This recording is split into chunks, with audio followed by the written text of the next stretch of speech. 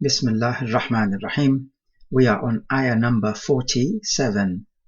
Allah Jalla wa Ala says, Ya Bani Israel اذكروا نعمتي التي أنعمت عليكم وأني فضلتكم على العالمين. O children of Israel, remember my favor which I bestowed upon you, and that I preferred you over the rest of mankind.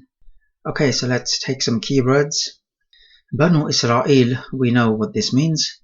He says ni'mati. Ni'mah is a blessing or a favor. It's used in the singular, ni'mah. The plural is ni'am.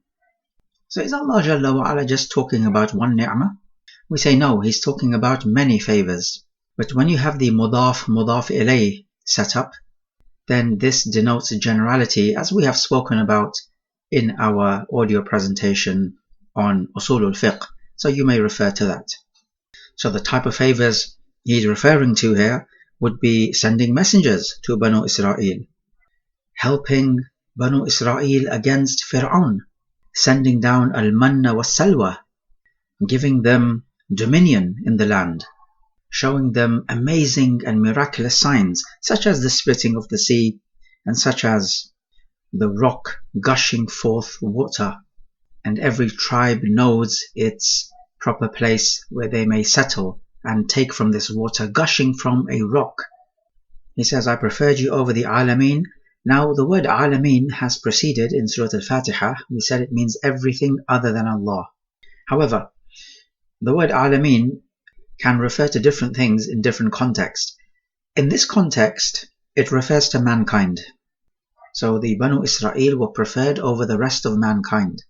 It would not mean anything other than Allah, because that would include other galaxies and planets and stars and so on. That's far too broad to be comparing Banu Israel to. Rather, Banu Israel are being compared to mankind. So Alameen refers to mankind. But not just any mankind, rather mankind from their time, not from this time. From this time, meaning our time, the Sahaba are the most chosen people, as they are the best of this ummah. Okay, let's reflect. We find that Banu Israel are ordered to remember the favors, and this order to Banu Israel is also an order to us. It's an order to everyone to remember the favors of Allah that He has bestowed upon you. Why would you do such a thing? Because it is only then that you will express your gratitude, and this is exactly what is aimed for. The ultimate aim in this life is to express gratitude to Allah Jalla wa Ala in the manner which He has prescribed. This is the purpose of your existence on planet Earth. So anyway, Banu Israel are ordered to remember and give thanks to the blessing of Allah, and the way to give thanks for them would be to follow the last messenger whom Allah Jalla wa Ala has sent. This is the point. When the Quran makes mention of Banu Israel and addresses them, it's not to have a nice little cozy chat over a cup of tea.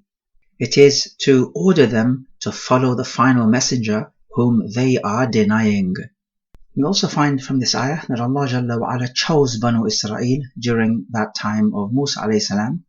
Now, at this point, the Yahud may come to you and use this ayah in conjunction with ayah 21 of Surah Al-Ma'idah, which reads, يا قوم ادخلوا الأرض المقدسة التي كتب الله لكم ولا ترتدوا على أدباركم فتنقلبوا خاسرين.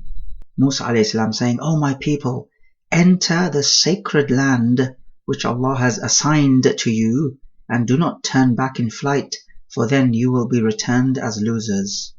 So he's encouraging his people to go in and fight and take Jerusalem. This is the sacred land. So now what's going to happen is that he will tell you that Jerusalem belongs to the Jews. So all you Muslims should leave the land, or if you want to live, it has to be under the Jewish rule. So now what he's doing, he's using the Quran against the Muslim. Now the response to this would be, yes, Allah Jalla wa Ala indeed assigned Jerusalem for the Banu Israel, but not because they're merely Banu Israel. It is nothing to do with ethnicity. Ethnicity does not occupy a high priority with Allah Jalla wa Ala simply because you do not choose your ethnicity. Rather, Jerusalem was assigned to the Banu Israel because at that time they were the worshippers of Allah Jalla wa Ala, they were the followers of Allah's prophets. That is the reason. And we say today the same rule applies. Jerusalem belongs to those who are worshippers of Allah and those who follow Allah's prophets. And the only people who fit that description are the Muslimin, not the Yahud. Indeed, the Yahud belie the last prophet. So the point is, it's not about ethnicity, it is about your actions. This is the answer to that shubha, specious argument. Further evidence to what we have said, Allah Jalla wa Ala says in Surah Al-Anbiya, وَلَقَدْ كَتَبْنَا فِي الزَّبُورِ مِنْ بَعْدِ الذِّكْرِ أَنَّ الْأَرْضَ يَرِثُهَا عِبَادِيَ الصَّالِحُونَ.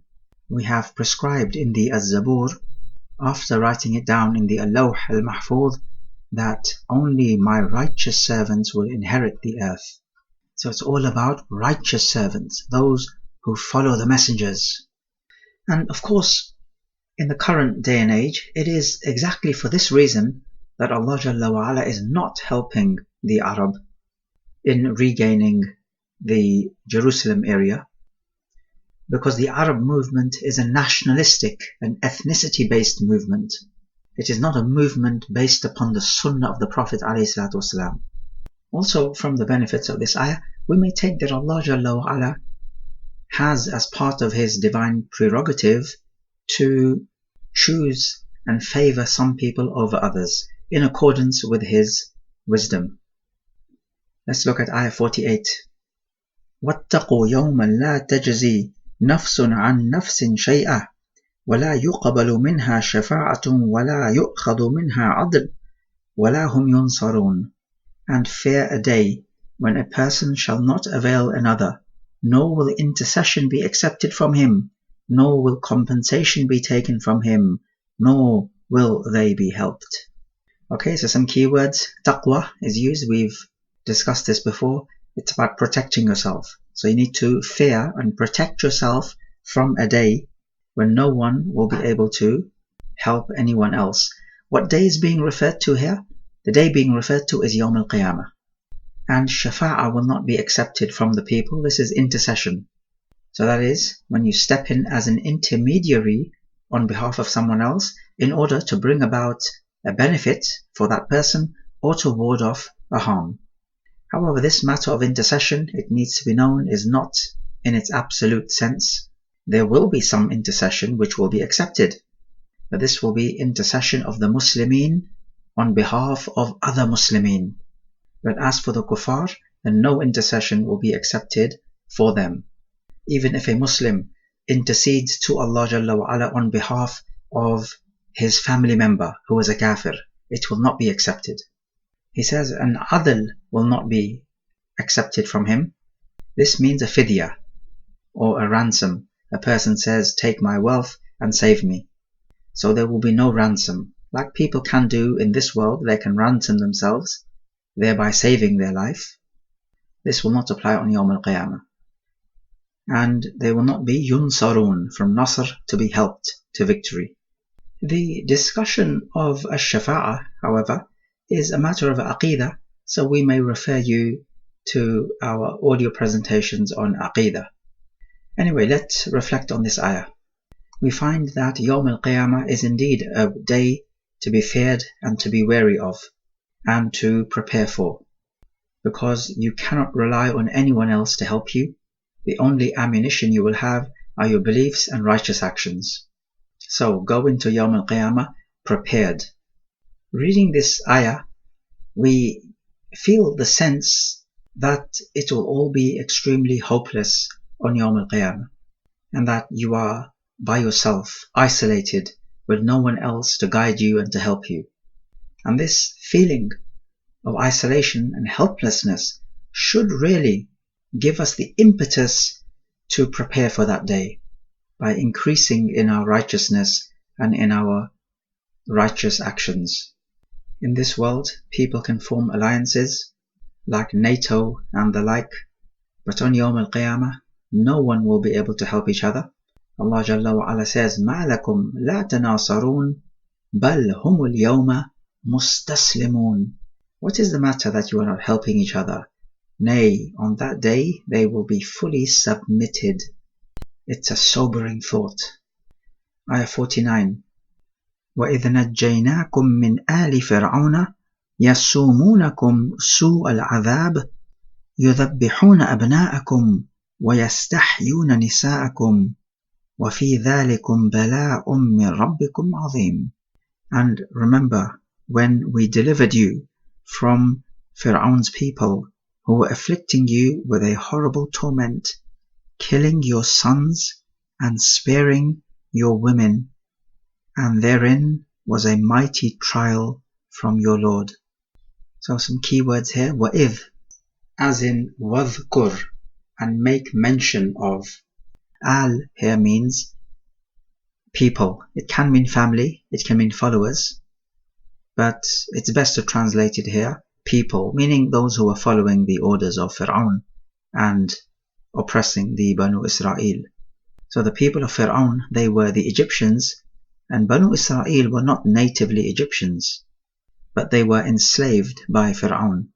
And we have the keyword يَسُومُونَكُمْ, from Sama yasumu, with a sin, not a sad, because Sama, that would mean fasting. This is with a sin, and this means to burden oppressively. As for this word Fir'aun, this is a title given to the ruler of Egypt at that time. Just like Qaisar was the ruler of the Byzantines, and we had Najashi, the title given to the ruler of Habasha, Abyssinia. Likewise, we have Kisra, the title given to the Persian ruler at that time. It appears the word Fir'aun is not an original Arabic word, though some have claimed that it is. And so this word Sama means to burden somebody oppressively. Su al-Adhab, the word Su meaning evil or horrible. Adhab is a torment or punishment. So why was Fir'aun subjecting the Banu Israel to such torment? In the tafasir, some reasons are given, and Allah Jalla wa Ala knows best exactly what the real reason was. But a couple of reasons that are mentioned. It says that Fir'aun saw in a dream a fire emerging from Jerusalem, entering the houses of the Egyptians, so Fir'aun's people. But it did not enter the houses of Banu Israel. And the interpretation of his dream was that a man amongst the Banu Israel is going to topple the kingship of Fir'aun. And so in order to combat this, Fir'aun subjected the Banu Israel to humiliation. Another reason given was that one of the entourage of Fir'aun told him that Banu Israel were expecting a man amongst them to arise and establish a state for them. And of course Fir'aun would not want that to happen, so he subjected the Banu Israel to this torment. So these are a couple of reasons given. They are fairly close in meaning. They both have this advent of a special man toppling Fir'aun over, but Allah Jalla wa Ala knows best. And of course the ayah tells us what this humiliating punishment was, that the males were killed and the females were let to live. But they could not kill all the males, otherwise there would be no labor force. So they would kill the males 1 year and let them live the next year, and so on. This is why Harun alayhi salam was let to live, because during that year the males were not being killed. But during the year where Musa alayhi salam was born, that was the year when the males had to be killed, and this is why the mother of Musa alayhi salam cast him off in a basket in the river. The women could live because they were not a danger. The threat will not come from the women, it will come from the males. The word bala is used. This means a fitna, a test or an examination from your Rabb. We have spoken about that. Now Ibn Kathir rahimahullah in his tafsir says that this command to kill the males and to spare the females was given twice by Fir'aun. Once before Musa alayhi salam was born, and the second one given after Musa alayhi salam confronted Fir'aun. So as for the first command, it is to prevent a man like Musa alayhi salam from confronting him. But when that plan failed, he gave a second order to kill the males, and this was to discourage the followers of Musa alayhi salam from following Musa alayhi salam, so that they may see Musa alayhi salam as a bad omen, bringing bad luck to these people, and not changing their affair from bad to good. So this is his interpretation. There is another interpretation which says that he only gave this order once, and this was after Musa alayhi salam confronted Fir'aun, and this order then is to weaken the Banu Israel so that they do not challenge the dominion of Fir'aun. Okay, but then what about the mother of Musa alayhi salam casting him into the sea to save him? They would say that she did not do this because Fir'aun was killing the males of the Banu Israel, but it could be for some other reason. But what this other reason is not clear. And so this ambiguity would weaken the second opinion. As for the first opinion of Ibn Kathir, then it does seem credible, only it is slightly strange, one may argue, that Fir'aun would issue the same order twice. But if we have to incline to one, we would incline to the opinion of Ibn Kathir, and Allah knows best. Let us take some fawaid of this ayah. We find yet again the Banu Israel are ordered to remember the favors of Allah Jalla wa Ala, and the reason is, as we have stated, so that they may give thanks to Allah Jalla wa Ala. How so? By following the last prophet, and this is where the contentious issue is. We may also see from this ayah how power and authority can corrupt a person's sense of right and wrong and righteousness, such that they pursue their power rather than pursuing the pleasure of Allah Jalla wa Ala. And this happens to many people in positions of authority and power, not just Fir'aun, but so many others. So it's something to be wary of if you ever find yourself in positions of power and authority. Wallahu a'lam.